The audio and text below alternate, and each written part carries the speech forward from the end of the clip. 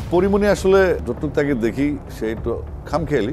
দেশের বিনোদন অঙ্গনে আবারও আলোচনার কেন্দ্রবিন্দুতে জনপ্রিয় সঙ্গীত শিল্পী আসিফ আকবর। সোজা সাপটা কথা আর তীর্যক মন্তব্যের জন্য পরিচিত এই শিল্পী সম্প্রতি এক সাক্ষাৎকারে দেশের একাধিক তারকাকে নিয়ে খোলামেলা মত প্রকাশ করেছেন তিনি। তার মন্তব্য ঘিরে নেট দুনিয়ায় শুরু হয়েছে তুমুল আলোচনা সমালোচনা। সাক্ষাৎকারের শুরুতেই তিনি ব্যান্ড সঙ্গীতের কিংবদন্তি নগর বাউল জেমসকে নিয়ে কথা বলেন।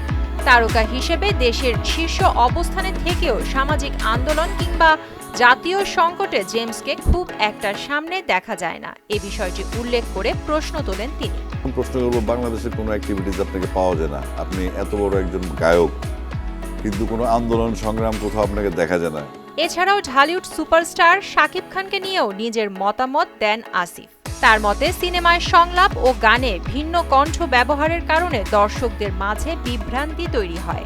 তাই ভবিষ্যতে প্লেব্যাক শিল্পী নির্বাচনে আরও সতর্ক হওয়ার পরামর্শ দেন তিনি। প্লেব্যাকে যারা গায় তারা একটু লাউড বোল্ড থাকে, তো সাকিব খান যেই ফিগার 5-6 ফিট লম্বা, আর তার গানের সাথে ছোট্ট ছোট্ট ভয়েসগুলো যখন যায় তখন সাকিবকে জিজ্ঞেস করবো আপনি যখন ডায়লগ দেন একরকম, গান গাওয়ার সময় হালকা মেইলি হয়ে যায়।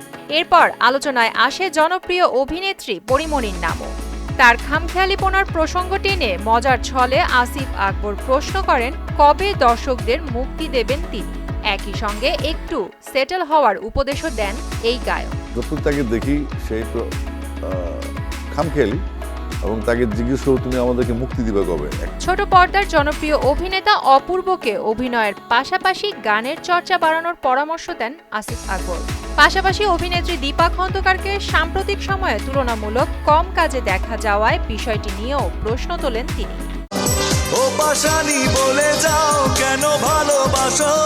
সবশেষে নিজের দিকেও তাকান আসিফ আকবর। আত্মসমালোচনার সুরে তিনি বলেন, কম কথা বলা এবং সবার সঙ্গে সুন্দর আচরণ করার বিষয়ে নিজেকেই আরও সচেতন হওয়া উচিত। যদিও তার এসব মন্তব্যের বিপরীতে এখন পর্যন্ত সংশ্লিষ্ট তারকাদের পক্ষ থেকে প্রকাশ্যে কোনো প্রতিক্রিয়া পাওয়া যায়নি। এখন দেখার বিষয় আসিফ আকবরের এই মন্তব্যগুলো নিয়ে বিনোদন অঙ্গনে নতুন করে কী প্রতিক্রিয়া আসে। প্রিয়াঙ্কা নিতু, মোহনা ডিজিটাল।